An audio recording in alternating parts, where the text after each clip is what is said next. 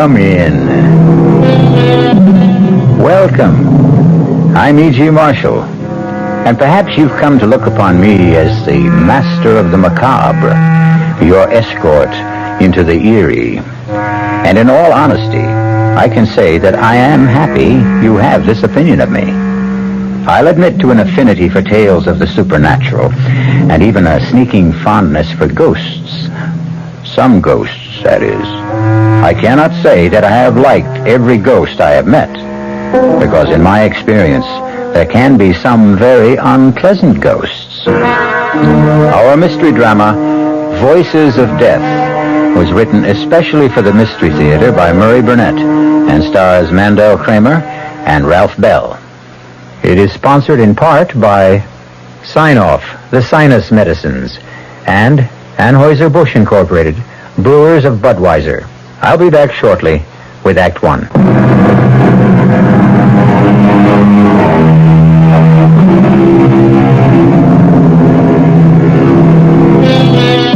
There are many stories about faceless voices that speak to lonely people. Voices that come from nowhere, that threaten, cajole, terrify, or madden the mortals who hear them. Our story is about such a voice, but it is a voice that has a face, the face of a dead man. Most of us know what to expect when we turn on a television set, but the last thing Jason Phillips expected was to have the face of a dead man appear on his television tube. How did the face of Peter Truro get on my TV screen? Peter, I'm sure if you were alive, you'd understand why yours is the last face I'd want to look at. So forgive me for switching stations. What is this, Peter again? I'll try another channel. On every channel? Peter Truro? That's ridiculous. And no sound. What's wrong with the sound? Nothing, Jason. What? This isn't the normal way to return. Well, I'm seeing things. And hearing them. Peter Truro is dead and buried. He couldn't be talking to me from my TV screen. Everything happened so suddenly with Peter and Claire and that lousy Linville. Put the TV back on. Relax, Jason. I'm not a delusion. I realize that my talking to you this way must be quite a shock, but you're really seeing and talking with Peter Truro. Oh, sure. Peter Truro, who's been dead and cremated for 10 days. The body, yes, Jason, but nothing else. Now, just as soon as we complete our business, you'll be rid of me, and you'll be happy. You keep talking about business. What kind of business can we have? You're going to do a little job for me, Jason. You're going to kill my wife. There's absolutely no point in your turning off the television, Jason. You're a fraud, Peter. I don't know how you got into my set, but you're a fraud. Come on now. You're not going to claim that you're still upset because, after all, I am a ghost? Well, of course. It's a perfectly natural occurrence, isn't it? Everyone who watches television sooner or later finds himself face to face and talking with a ghost every time he turns on his set. Well, what you're really telling me is that you're afraid I'm not a ghost at all, but a figment of your imagination. And you find that strange. You don't think that that's enough to upset me? Of course it is, Jason. Like Hamlet, you're wondering about your brain. Yes, I am. Well, I can take that worry off your shoulders. How? Suppose Claire comes to see you. Claire? What would she want? An attack of conscience, guilt, whatever you may want to call it. But, Jason, I will make Claire visit you, and then we will talk again.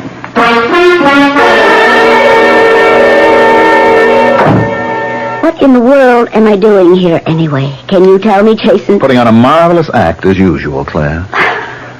Why do I feel cold? Why do I have this feeling that Peter's watching? Which question would you like me to answer? Do you believe in ghosts? Of course not. Well, you sound so sure. So very. And you're not. I remember how you used to make fun of the whole spiritual scene. I said it was impossible. Claire, why this discussion? What made you phone me and come here to talk about... I've been having dreams. Dreams? Well, I'm no psychiatrist. Yes, dreams about Peter. He keeps telling me to come to you and explain about... Well, you know. how you lost the part in the play, and I'm not making very much sense, am I? No, you're not. I don't know why you came here, but I know damn well you'd better leave.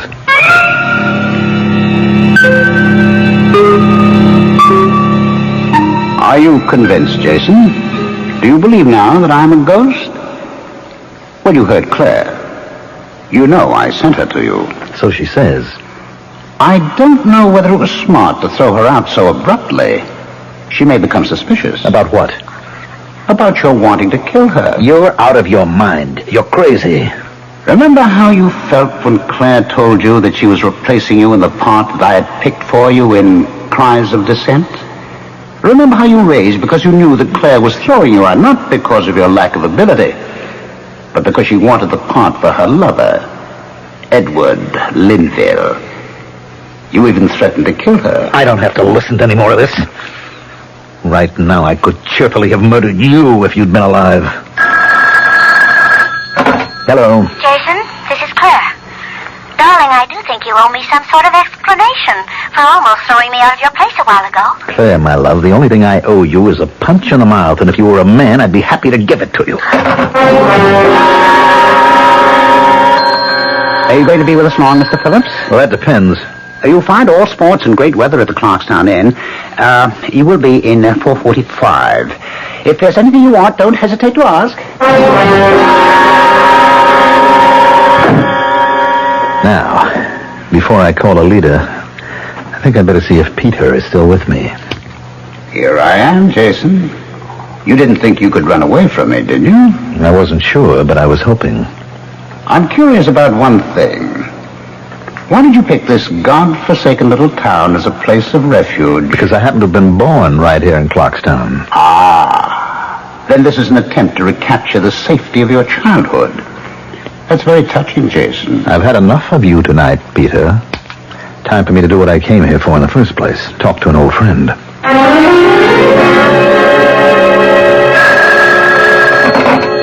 Hello? Alida, what a delight to hear your voice after all these years. And it is a pleasure to hear yours, Jason. Oh, Alida, you're too much. After all these years, you hear me say your name and immediately you know my voice. It is a distinctive voice, Jason. Are you calling from New York? No, I'm at the inn right here in Clarkstown. Matter of fact, I came here just to see you. How nice.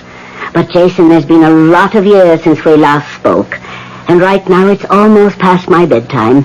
How about breakfast with me tomorrow?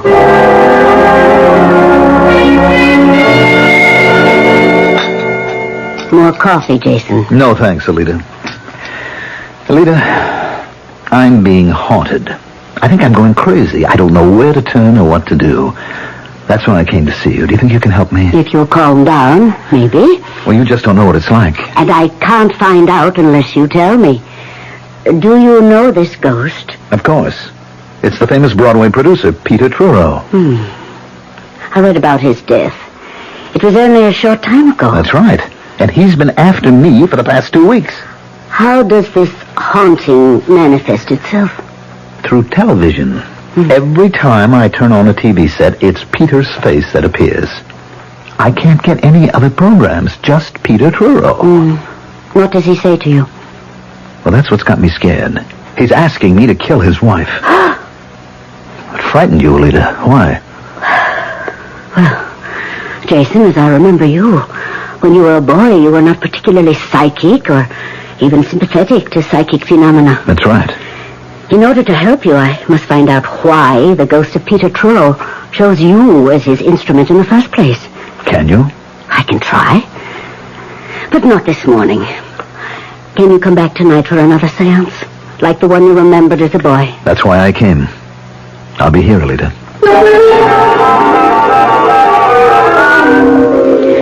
I can't promise anything will come out of this.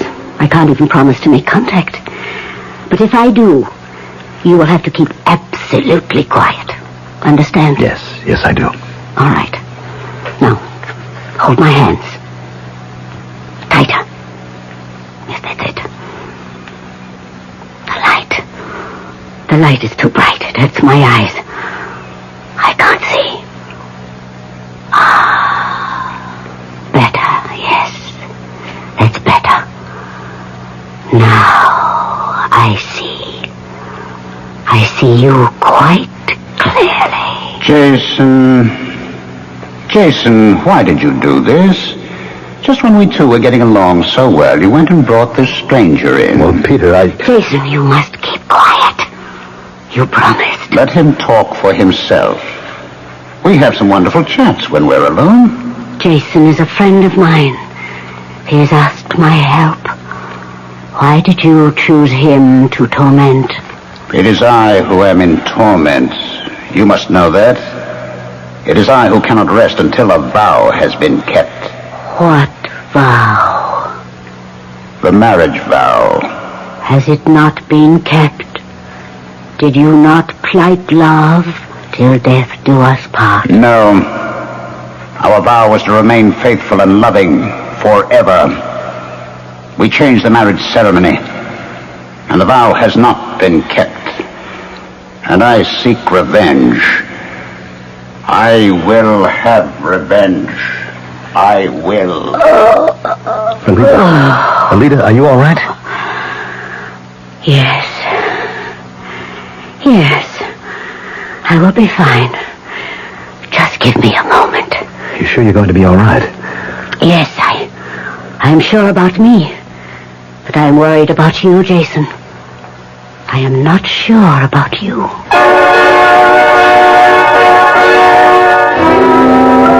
Ghosts are very much like UFOs. People say they don't exist. But somehow the idea of ghosts and UFOs just won't go away.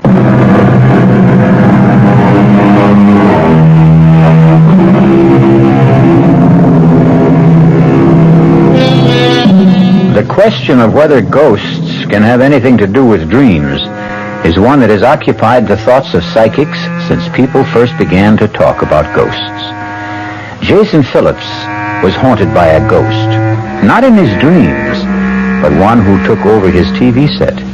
Jason is seeking help, not from an analyst, but from an old and respected medium whom he had known since childhood. All right, Alita. I don't mean to start a discussion. All I want to know is, how do I get rid of the ghost of Peter Truro? I wish I could tell you. You mean I can't get any help? I'll have to spend the rest of my life listening to Peter insisting that I kill Claire for him? You can turn off your television, can't you? Oh, great. I'll never look at a TV set again. Is that your solution? How deeply was Peter devoted to his wife? What kind of question is that? A very important question. Well, there was a jealousy act that Peter was putting on. What made you think it was, as you put it, an act? Because nobody could have been that jealous. What about the relationship? Was it a good one? I don't know. I never stopped to think about it. There was the difference in age. I mean, Peter was some 18 years older than Claire, and he was Broadway's outstanding producer, and she was an actress. Are you trying to say that Claire married Truro to advance her career? That she didn't love him? Well, there was no question that Truro worshipped Claire, that he'd do anything for her. She liked Peter, but, well, I think the feeling was deeper on his side than hers. And how did you feel about Claire? Alita, I don't see the point of all this. Ghosts do not choose people to haunt unless by design. In order even to begin to help you, we must try to find out why Peter Truro chose you as an instrument for his vengeance. How do you feel about Claire? Well, I'm certainly not fond of her. After all, she was responsible for my losing the part in Cries of Dissent.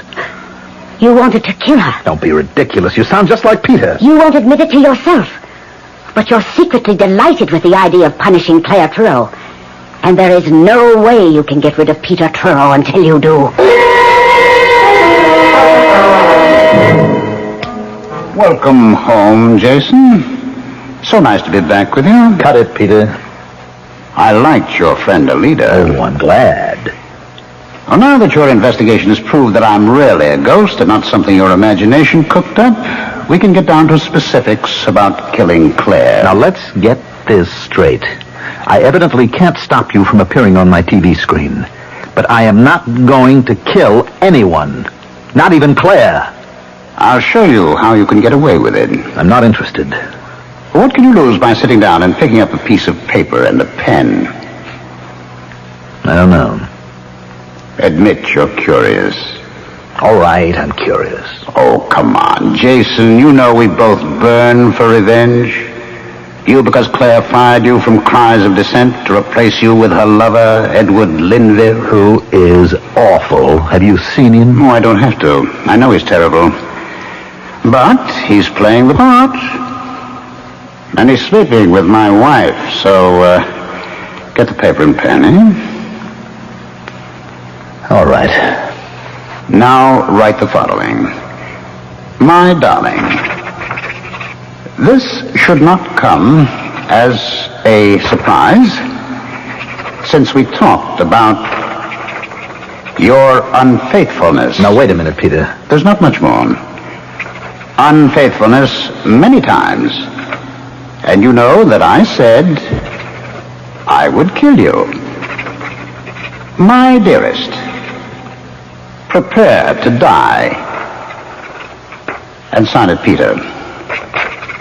What do you think she'll say when she finds that in her desk drawer? Well, I think she'll laugh because she'll know it's an obvious forgery. Well, take another look, Jason. And then tell me if you recognize the writing. What? How did you do it? This is your handwriting.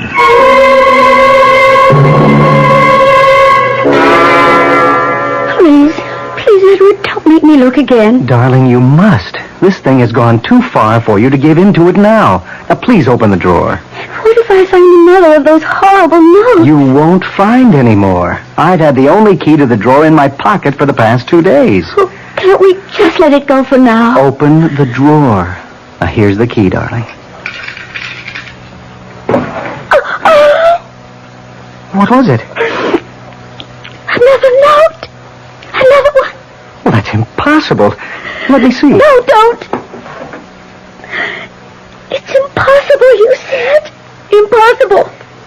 All right, Edward, read what it says. Read it. Tell me it's impossible. I think we should go to the police. And tell them what? That you're getting notes from a dead man? Well, haven't you been telling me all along that was impossible? Of course I have. Then we can go to the police and tell them that some vicious practical joker is blackmailing me. He hasn't asked for anything. Oh, he's building up to it. I know he's building up to it. Who is he? That's the big question. Who is doing this and how? I'll swear that the notes are in Peter's handwriting, and any handwriting expert will swear to the same thing. Then maybe we should ask the police to begin looking for a master forger? I thought you said we shouldn't go to the police. Well, I have an idea. Now, it may be crazy, and I don't know whether or not it'll help, but it's an idea. I'll do anything to stop this nonsense. Well, maybe we should find a spiritualist and have a consultation. Who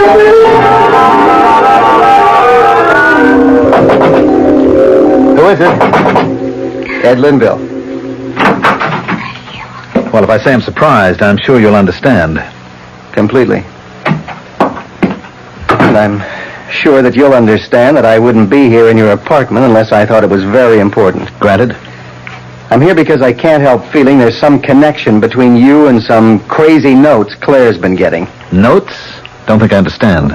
Somebody has started a systematic campaign of persecution against Claire. Well, why don't you go to the police? Because I'm afraid of the publicity. Claire will look silly because the persecution is seemingly directed by Peter Truro. Well, she can't be serious. How could Peter That's what everyone's reaction is, because I can't explain the notes. That's the second time you've mentioned notes. They're vicious, handwritten little jottings, all reminding her of some silly vows that she had made with Truro before they were married. And they threaten her life. They're all signed by Peter Truro. Well, it's impossible. That's what I said. Claire insists that the handwriting is Peter's. It's been checked by 3 handwriting experts. All 3 say Claire's right. The handwriting is Peter's. Well, that still doesn't explain what brings you here to see me. I told you, Claire's sensed there's a connection. She told me she came to see you. Yes, she did. And she told me you behaved rather strangely. Look, I know you're worried about Claire, so I'm giving you a lot of latitude, but you're really beginning to annoy me, Linville. I'm just trying to find out why you got so angry with her when she was only talking about her dreams. She came here, I thought, to ask my forgiveness for the raw deal she gave me in Cries of Dissent. A deal which you were part of. Now, why should I sympathize with Claire and her problems? We were never that close before Peter died, and as far as you're concerned... Can you forget that I replaced you? You don't have a right to ask me to forget. Oh, yes, I have. And I'm going to get some answers, or the cops are going to get some information, even if it means bad publicity. The cops? Claire and I went to a medium. We showed her the notes. We told her all we knew. She held a seance, and she came up with your name. And that's what you're going to tell the cops? That and the fact that you're mad because I replaced you in cries of dissent. You've had this coming, and now you're going to get... I'll kill you, so help me, I'll kill you.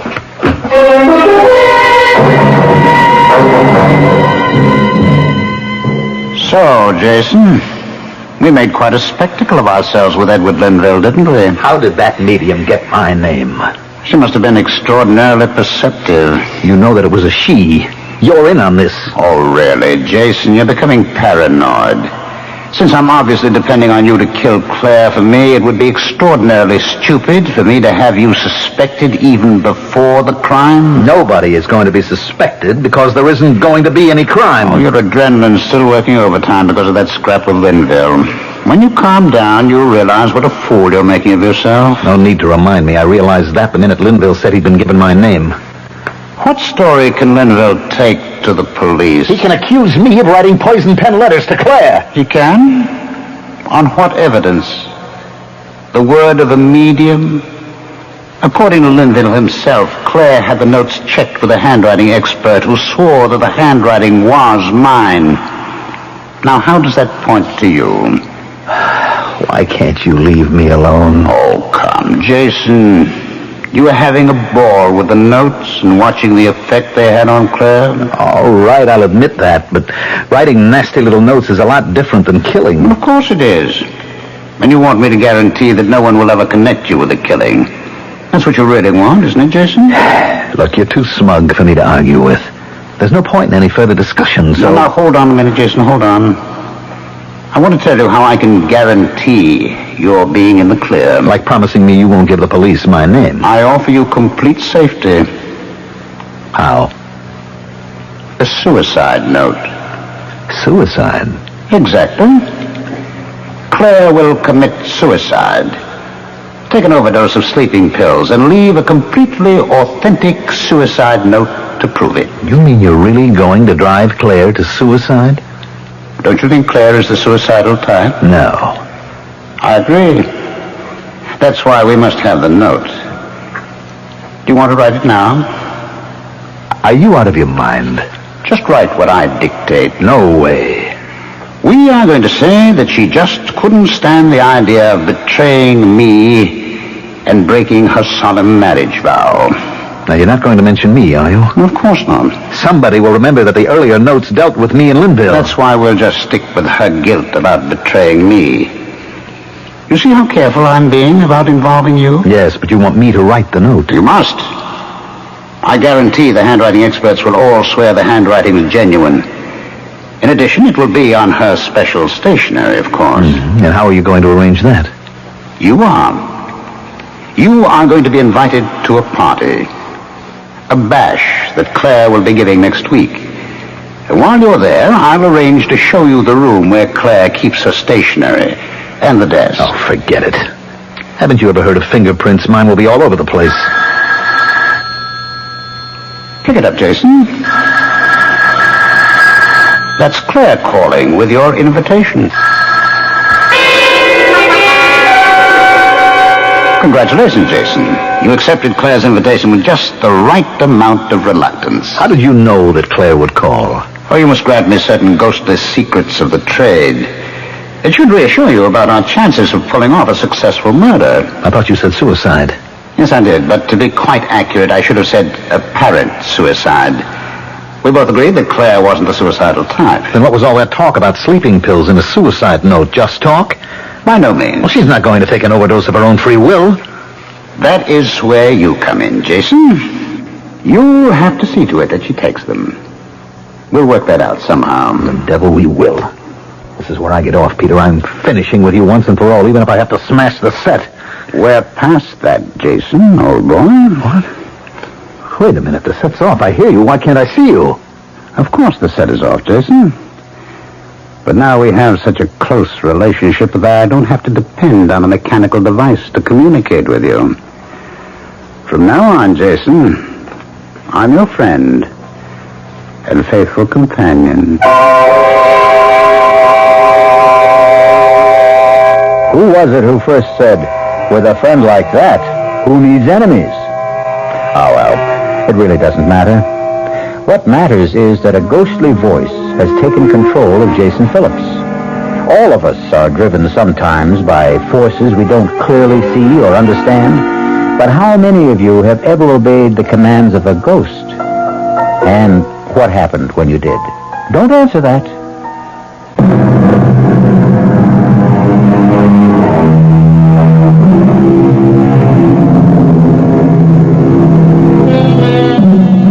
People who hear voices either tell no one or lay themselves open to all sorts of risks, not the least of which is ending up on a couch. Actor Jason Phillips has been hearing the same voice for weeks. The voice of a Broadway producer who keeps urging Jason to kill the producer's actress wife. Jason is now disturbed enough to seek help from a distinguished and brilliant psychiatrist. The whole purpose of our talks, Jason, depends on your deciding what is important. Now, obviously, your losing the part in Cries of Dissent was a real shock to you. Well, it would be to anybody. Of course, but what about Claire Truro? What was your relationship with her before that? It was friendly, casual. I mean, after all, she was Peter's wife, and he made no bones about how he felt about her. Were you attracted to her? She's a very good-looking woman. That's not what I asked. Oh, I guess maybe, but nothing earth-shaking. And how did she feel about you? I don't know. I mean, I think it might be wise if you could recreate the day she told you she was replacing you in Cries of Dissent. Well, I don't know if I can remember all of it. I came to the theater that day about the same time as usual. Rehearsal was scheduled for 11. I got there about 10:50. I was sitting in my dressing room when I heard a knock on the door. Come in. I'm glad you're early, Jason. There's something I want to talk to you about. Fine. Well, I need the script. No. Jason, darling, this isn't going to be very pleasant. Well, the last few weeks haven't been very pleasant. This is something I know is going to hurt you, and I wish... How I wish... You're not making sense. I've never done this before. I've never fired an actor before. Fired an act? You mean I'm out of the play? I'm afraid so. But why? Why? You know I'm good in the part. You know what the part means to me. Why would... I think you're beginning to understand. Believe me, Jason, Does Linville mean that much to you? Well, you knew I knew you were seeing a lot of him, but I didn't think that... Well, isn't this very sudden? Peter's only been dead a few days. Edward Linville and I... Well, we go back a long way. Claire, I don't want to hear any stories of old love affairs. It's not going to make me feel any differently about the kind of deal you're giving me. I don't suppose I could expect you to feel any other way. Come off it, Claire. You cut my heart out and you want to be forgiven? You'll get your full salary for the run of the I don't play. need it. I'll take my 2 weeks' notice. I'll be in touch with your agent. Goodbye, Jason. And that's about the way it was, Doctor. Oh, a traumatic experience.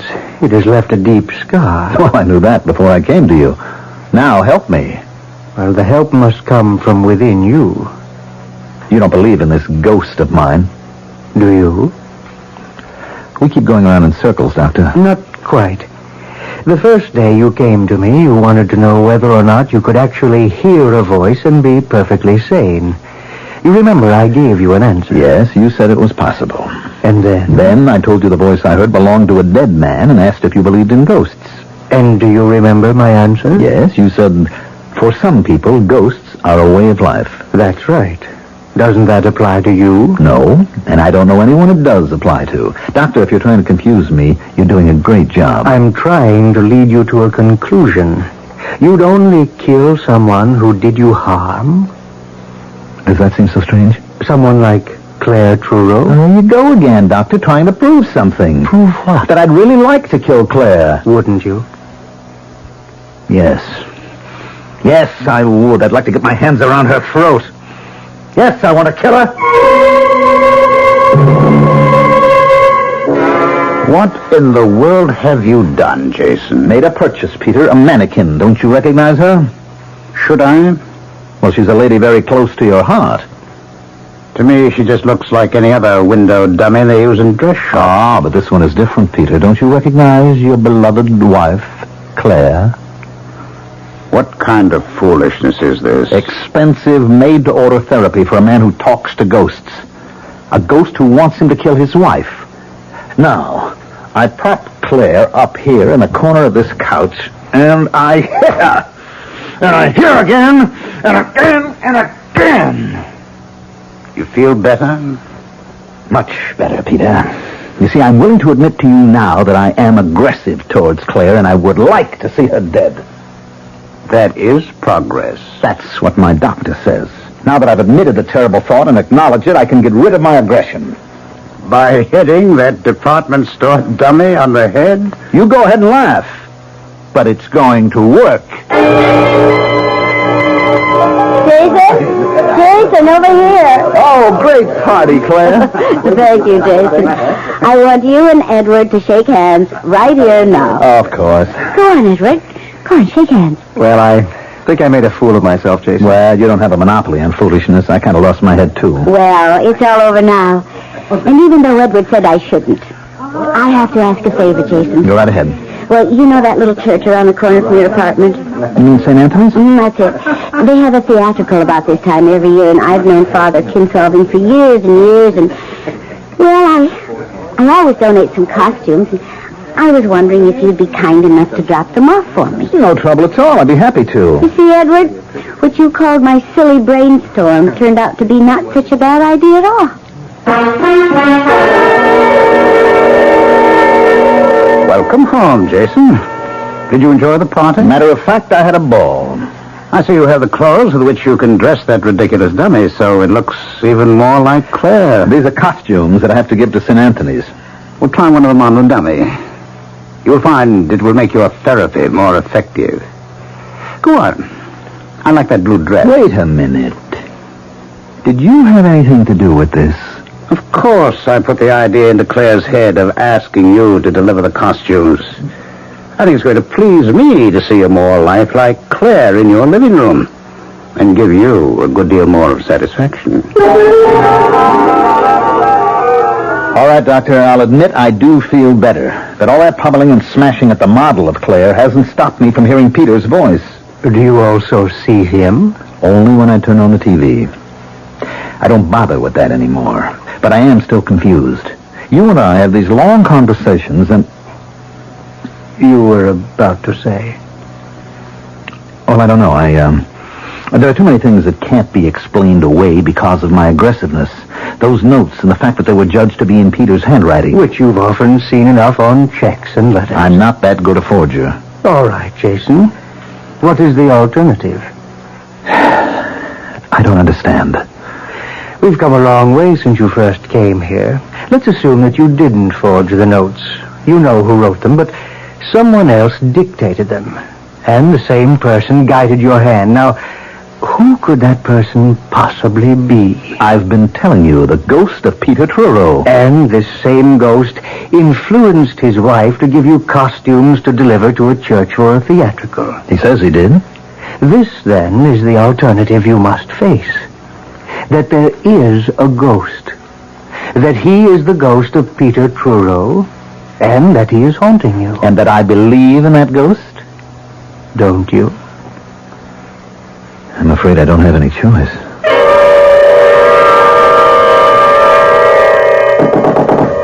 Who is it?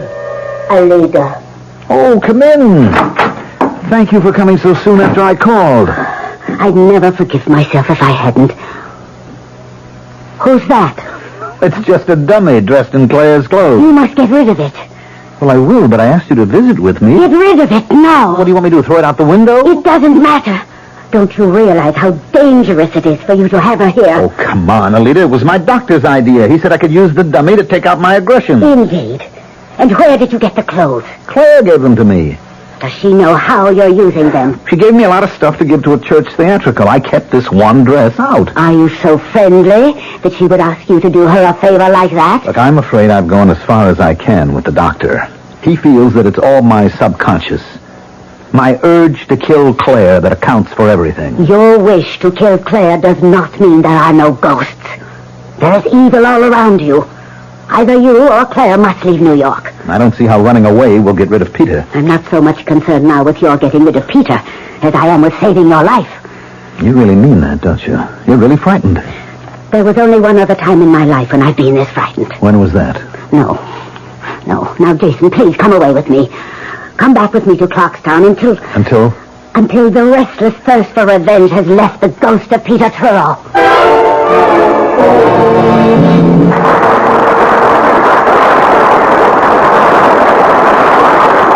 You were sensational tonight, Claire, my love. Thank you, Edward. Shall we eat something before we go home? No, I'll meet you at the house. I have to go someplace first. Oh, very mysterious. Well, it's important. You care to tell me? I'm afraid you disapprove. Well, if it's what I think it is, I certainly will do more than disapprove. Oh, be a darling and don't ask any questions. I'll tell you all about it when I get home. Now, Claire, I have to get this makeup off and You're not going. Now, don't be silly, Edward. You don't even know where I'm going. Stop treating me like a child, Claire. It's obvious that you're taking that last note seriously. I want these notes to end. I want this whole situation to end. Can you promise me that you can stop it, Edward? No, but... This last note says I'll have all the answers if I go alone to Jason's apartment. And you believe that? It also says I'll find the door open. I'm going there. And if the door's open, I'll go in. But, Claire... You know where I'll be. And if I'm not home in an hour, you can come after me. Call the police or do anything you want.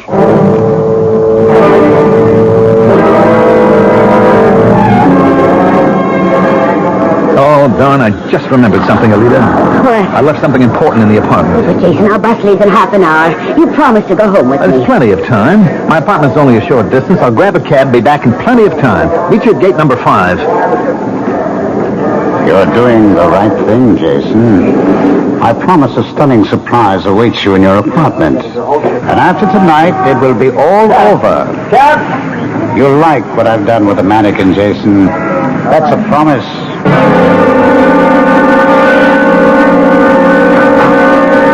The door is open. That part of the note is right. Jason? Jason, are you home?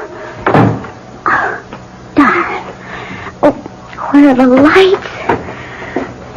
Oh, what's this? Jason, you're not playing some silly game, are you? Oh, a dummy. Some kind of store figure. Jason, whatever you're up to, get this thing away from me. It's just where a dummy belongs, on the floor. Jason, I'm too old to be afraid of the dark. I'll just sit and wait for you. And if you don't come soon, Edward will be here. I'm warning you. Oh, I thought mentioning Edward would do it. Switch on the light, Jason.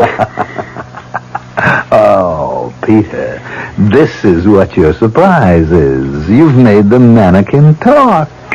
Marvelous, Peter. Who are you talking to, Jason? Please turn on the light. Thank you, Peter. This is really wonderful. Jason! Are you mad? And the throat feels like real flesh. My hands are closing around real flesh. I don't know how you did it, Peter. Jason, you're killing me. Jason, stop. That finishes you once and for all. Now, a little light. Clear.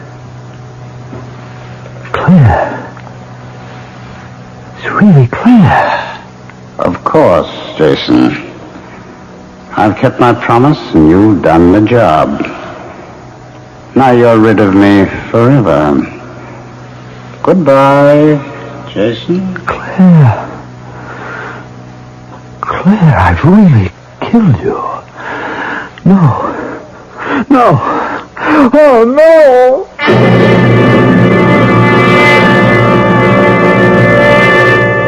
Well, that's one way to rid yourself of a ghost. Jason Phillips was no longer haunted. However, I certainly don't recommend it, the rule. I do recommend, however, a more generous system of disbelief. One tells you he's hearing voices he can't explain. Our cast included Mandel Kramer, Ralph Bell, Evie Juster, and Bob Caliban. The entire production was under the direction of Hyman Brown. Radio Mystery Theater was sponsored in part by Buick Motor Division, the Kellogg Company, makers of Kellogg's Special K cereal, and new sugar-free Diet 7-Up. This is E.G. Marshall inviting you to return to our Mystery Theater for another adventure in the macabre. Until next time, pleasant dreams.